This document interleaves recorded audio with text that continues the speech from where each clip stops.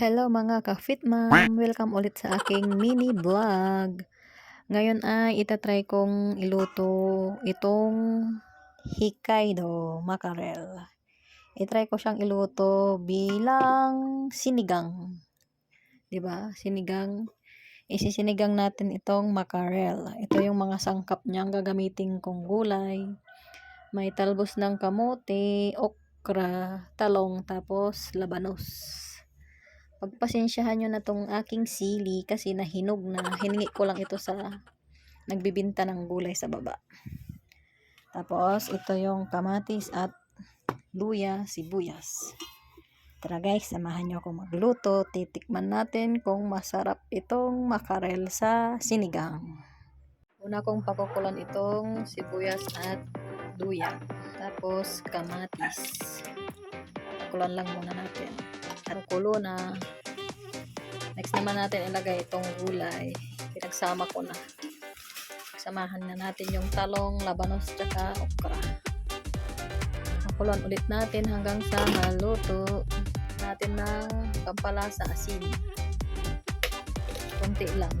Mamaya na natin dagdagan pag kulang. Tapos, magic syrup ako. Bikini man. Ayan, luto na ang ating gulay. Ilagay na natin itong Hokkaido mackerel. Mackerel, bikini man. Taktak natin, baka may tira. Ayan, ang lalaki ng laman pero dalawa lang. Kayo rin ba, tinutubigan nyo tong lata? Kasi nandun pa yung lasa niya, sayang.